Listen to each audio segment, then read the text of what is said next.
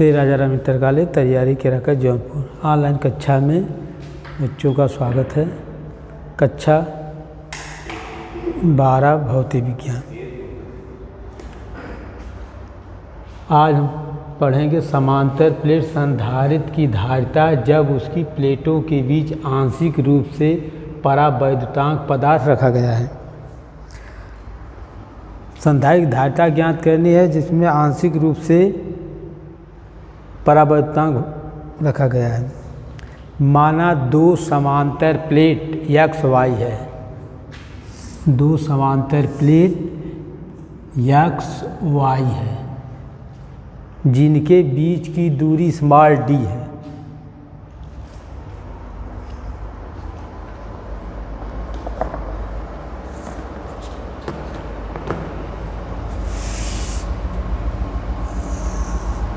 Small d है।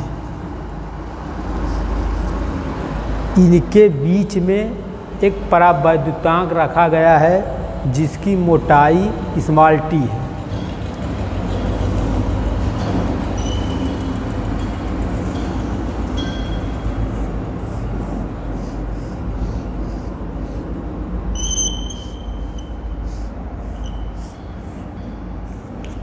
यह मोटाई स्मॉल t है। तो देखिए प्लेटों के बीच में यहाँ y है, यहाँ y है। तो वैद्युत धारिता वैद्युत क्षेत्र तीव्रता पहले ज्ञात करेंगे, यहाँ और यहाँ ज्ञात करेंगे, फिर यहाँ। तो लिखेंगे प्लेटों के बीच y में वैद्युत क्षेत्र की तीव्रता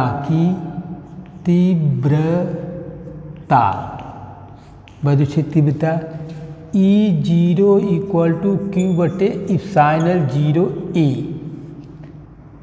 जहाँ A प्लेटों का क्षेत्रफल है।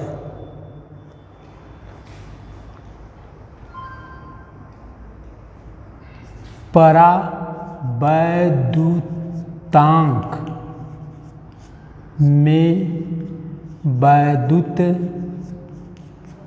क्षेत्र की तीव्रता E =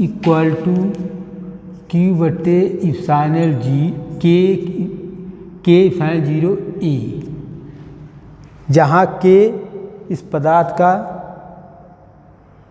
परावैद्युतांक है।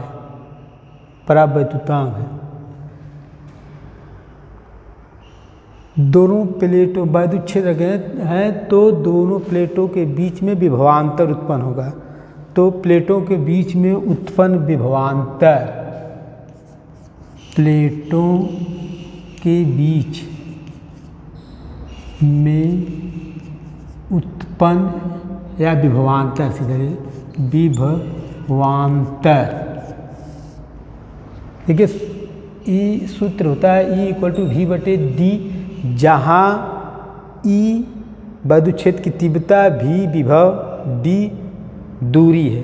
तो यहाँ हो जाएगा विभवांतर V = E0D - T y में धन ET। देखिए E0 y में यहाँ और यहाँ वैद्युत क्षेत्र की तीव्रता, क्योंकि दोनों प्लेटों के बीच की दूरी d है, T मोटाई का परावैद्युतांक रख दिया गया है। तो प्लेटों के बीच में खाली स्थान जहाँ y है, यह दूरी है अर्थात d - T। तो वैद्युत क्षेत्र की तीव्रता E हो जाएगी। अब E का मान समीकरण नंबर 1 से रख दीजिए। तो V = E0 Q/ε0A d - T plus Q/K/ε0A T। यहाँ V = कॉमन ले लीजिए, Q/ε0A तो यहाँ बचेगा डी माइनस टी धन टी बटे की। बड़ा कोष्टक देंगे अगर तो इस तरह कर दीजिए, बड़े कोष्टक में हो जाएगा तो इसको इस तरह कर दीजिए। विभव हमें मालूम हो गया, तो धारिता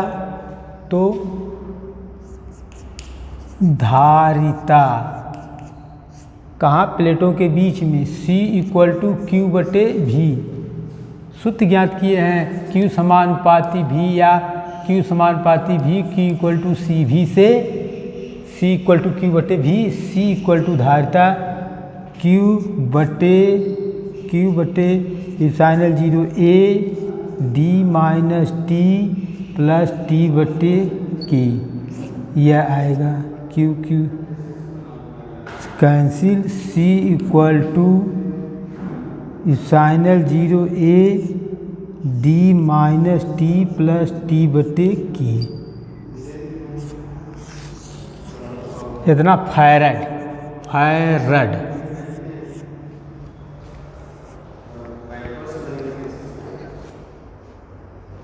फिर से देखिए, समांतर प्लेट संधारित्र की धारिता जब उसकी प्लेटों के बीच आंशिक रूप से परावैद्युतांक पदार्थ रखा गया है।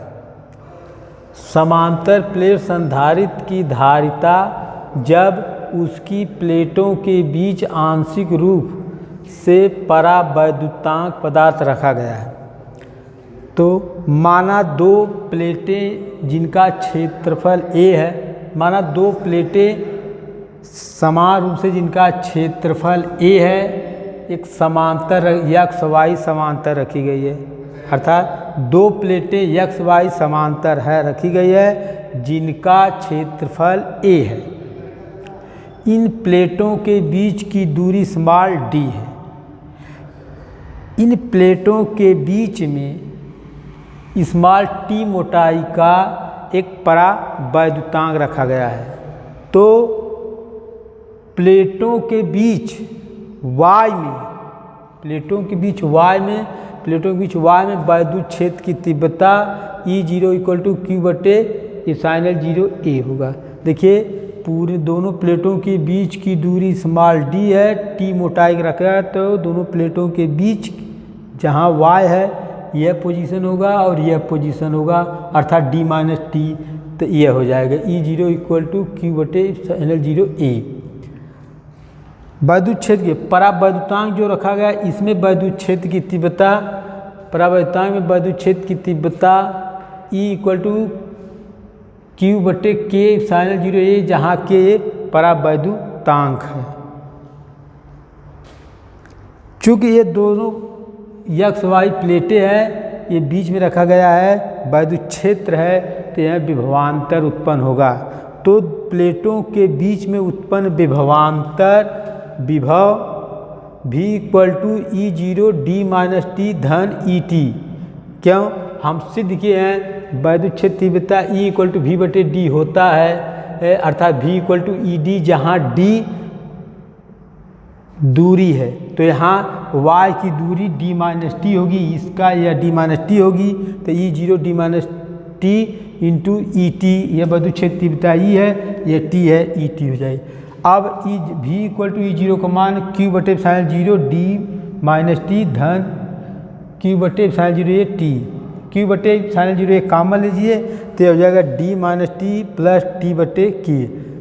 जब हमें विभव मालूम हो गया तो धारिता ज्ञात कर सकते हैं। धारिता सीधा धारिता C इक्वल टू क्यू बटे भी होता है। V का मान ये रख दीजिए, तो Q रखेंगे C इक्वल टू क्यू बटे epsilon 0 A D minus T plus T बटे K। अब देखिए, यहाँ से Q कैंसिल, अर्थात धारिता C equal to epsilon 0 A बटे D माइनस टी धन T बटे K फैराड। यह हो गया। अगली हेडिंग है विशेष स्थितियां।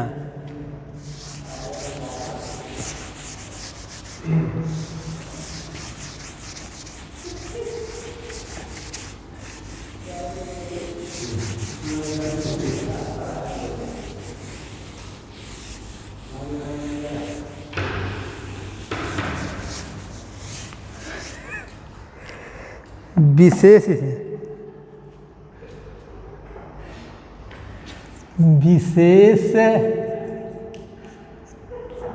स्थितियाँ। नंबर 1,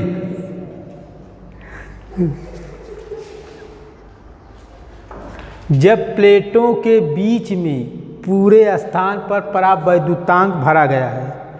जब प्लेटों के बीच में, जैसे ये है, यहाँ परावैद्युतांक भरा गया है, अर्थात small T equal to D, small T equal to D. तो देखिए C equal to epsilon 0 A बटे डी माइनस डी धन टी बटे के डी डी से cancel. C equal to epsilon 0 K epsilon 0 A बटे टी, ये अपना farad होगा। यदि प्लेटों, नंबर 2, यदि प्लेटों के बीच पूरे स्थान में y है, अर्थात कोई परावैद्युतांक नहीं भरा गया है, यही तो है, कोई परावैद्युतांक नहीं भरा गया है, अर्थात t बराबर 0, तब इस समीकरण देखिए c equal to epsilon 0 A बटे डी माइनस 0 धन 0 बटे के, अर्थात c equal to epsilon 0 A बटे डी फैराड।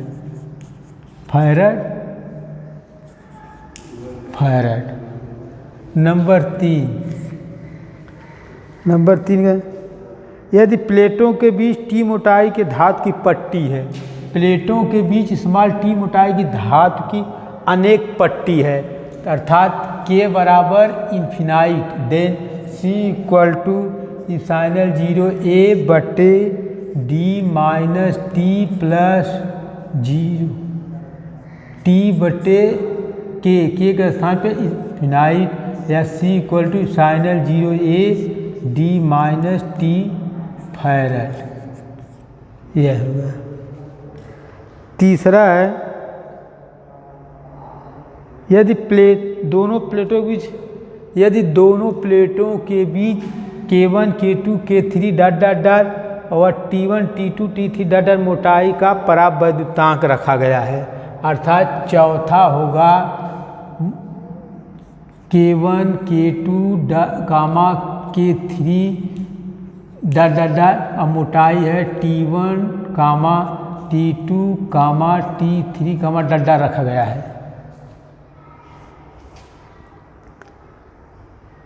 तो देखिए c equal to epsilon 0 A बटे डी माइनस T1 धन T2 धन T3 डॉट डॉट डॉट, यह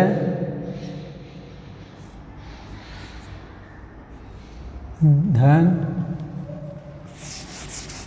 यहाँ से देखिए c equal to epsilon 0 A D minus T1 धन T2 धन T3 डॉट डॉट डॉट, यह चीज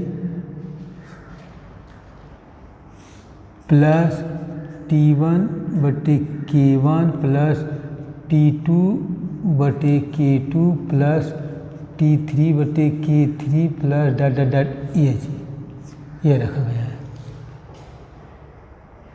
चूँकि T1 प्लस T2, चूँकि T1 plus T2 plus T3 equal to D, क्योंकि दोनों प्लेटों के बीच की दूरी D है, then C equal to epsilon 0 A D minus D plus T1 बटे K1 प्लस T2 बटे K2 प्लस T3 बटे K3 डॉट डॉट डॉट, यह चीज़ हो जाए, एक कैंसिल हो जाएगा। c equal to epsilon 0 A T1 बटे K1 प्लस T2 बटे K2 प्लस T3 बटे K3 plus dot dot dot, ये इतना फैराड आएगा।